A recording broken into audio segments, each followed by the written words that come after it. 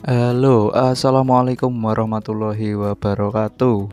Apa kabar teman-teman semuanya? Saya harap semuanya baik-baik saja, tetap dalam lindungan Allah Subhanahu wa Ta'ala, diberkati panjang umur, barokah rezeki, dan barokah semuanya. Amin ya rabbal alamin.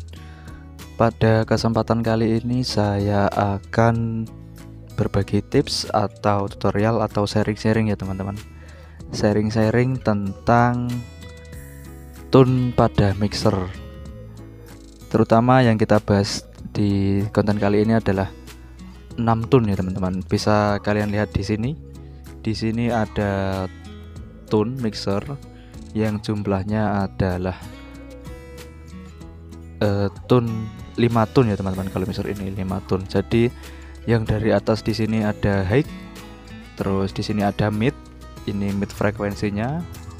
Di bawahnya ada low dan ini low frekuensinya. Nah, untuk kalian soundman lawas, soundman yang profesional mungkin sudah tidak asing atau sudah biasa dengan tune-tune seperti ini teman-teman. Mungkin ada yang 6 tune, bahkan ada yang 7 tune, seperti mixer hardware yang terbaru itu 7 tune dan lain sebagainya. Mungkin atau ada 6 tone dengan shelving seperti mixer Mackie dan lain sebagainya. Itu mungkin sudah biasa. Dan untuk orang awam atau pemula yang belajaran mungkin tune yang banyak itu malah memberikan kebingungan bagi mereka-mereka. Dan umumnya tune yang ada itu kan hanya high, mid, dan low ya teman-teman. Untuk mixer-mixer yang beredar pada zaman dahulu itu hanya high, mid, dan low. Dan mungkin soundman zaman dahulu juga hanya bisa ngetune high, mid, dan low. Kalau untuk mixer profesional seperti zaman sekarang itu tune-nya banyak teman-teman. Ada high, mid, frek, low, dan low frek, kadang seperti itu. Dan yang saya bahas kali ini adalah dengan 5 tune. Seperti yang teman-teman lihat di sini ya teman-teman. Jadi kita fokus pada channel ini ya teman-teman. Channel ini. Semisal kita akan membuat sebuah karakter bentuk suara. Teman-teman ingin suara yang kita contohkan 2 channel ini untuk kendang ya teman-teman. Kendang itu kan ada suara dut dan suara tak. Nah, seperti itu. Untuk suara dut, bagaimana yang dibutuhkan untuk mentun suara dut? Nah, sebenarnya tidak ada patokan teman-teman. Tidak ada patokan untuk mengetun suara dut itu harus seperti ini, mengetun suara dut itu harus memotong ini, memboosting ini, tidak ada teman-teman. Jadi untuk tuning suara dut itu sesuai karakter kendangnya dan sesuai karakter inputannya. Mic-nya pakai mic apa, dengan jarak mic seberapa. Jenis mic itu juga membedakan sebuah karakter tune teman-teman. Kalau mic si A biasanya tanpa diboosting bassnya sudah ngebass, mic si B harus diboosting bassnya biar ngebass, itu juga ada karakternya.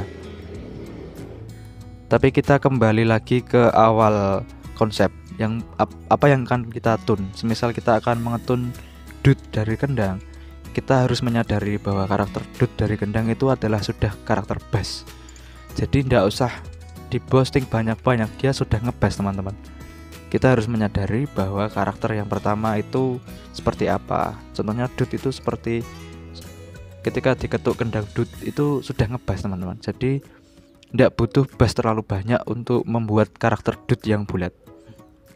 Yang kita butuhkan hanyalah yang pertama kita flatkan teman-teman. Flatkan di jam 12. Kalau untuk mixer yang teman-teman lihat di depan ini dia memiliki 6 tune. Jadi kita flatkan aja semuanya. Yang kedua kita potong titik mana yang akan yang mengganggu suara kita. Semisal mid. Untuk kendang dut itu midnya dominan di berapa K untuk dipotong. Kita caranya seperti ini teman-teman. Kita boosting dulu midnya. Kita sudah boosting semisal jam 2 ya teman-teman. Ini mid frekuensinya. Mid frekuensi ini adalah untuk membuat karakter midnya teman-teman. Yang teman-teman belum tahu, semisal ya kita putar ke kiri, midnya akan tebal. Jika kita putar ke kanan, midnya ini, mid dari yang kuning ini, dia akan tipis midnya, cedik-cedik. Kalau ke kiri cedak-cedak, cedok-cedok. Nah seperti itu teman-teman. Kita cari karakter mid yang akan kita potong. Semisal kita menemukan mid yang paling tidak enak di telinga adalah mid di jam 1 ini ya teman-teman, fragnya di jam 1 semisal ya, ini semisal kalau sudah di posting ini paling tidak enak, berarti postingan di titik ini adalah frekuensi yang tidak nyaman di telinga. Lalu kita potong aja, kita potong di sekitarnya, kiranya cukup. Nah kalau sudah jadi kita sudah menemukan mixing yang pertama, menemukan titik yang tidak enak. Yang kedua kita membuat karakter dud-nya. Kalau dud itu sudah suaranya sudah ngebas, kita tinggal membuat karakternya atau mempoles. Jadi kita harus memboosting low-nya sedikit teman-teman. Di sini ada low mid, artinya dia bisa nge-low bisa nge-mid. Kalau kita memboosting seperti ini, dia akan terboosting pada titik yang ini. Kita putar ke kiri, dia akan memboosting. Ini kan di atas jam 12 ya teman-teman. Kalau di atas jam 12, dia artinya memboosting. Dan yang diboosting yang seberapa? Nah, yang diboosting itu yang fragnya. Kalau ini fragnya di sini, berarti frag sekitar sini yang diboosting. Kalau ini saya balik seperti ini, frag di sekitar sini yang dipotong. Patokannya ada pada jam 12. Kalau jam 12 dia tidak diboosting dan tidak dipotong. Walaupun kita putar yang fragnya, tapi dia tidak akan berubah suaranya karena tidak ada proses pemboostingan atau pemotongan. Nah, kalau kita boosting di sini, semisal kita fragnya diarahkan dari jam 10 ini, maka dia akan keluar suara pada jam 10 seperti ini teman-teman. Suara low mid mungkin atau mid yang ada pada jam 10. Dia akan mengeluarkan suara di jam 10 ini. Kalau kendangnya sudah enak di jam ini, kita ndak usah banyak memboosting seperti ini di jam 5, ndak usah, secukupnya saja. Dan ini jangan terlalu ngelow teman-teman. Kendang itu sebenarnya bukan sub yang geler. Kendang itu adalah kesatuan dud. Dud itu mid low, kempal.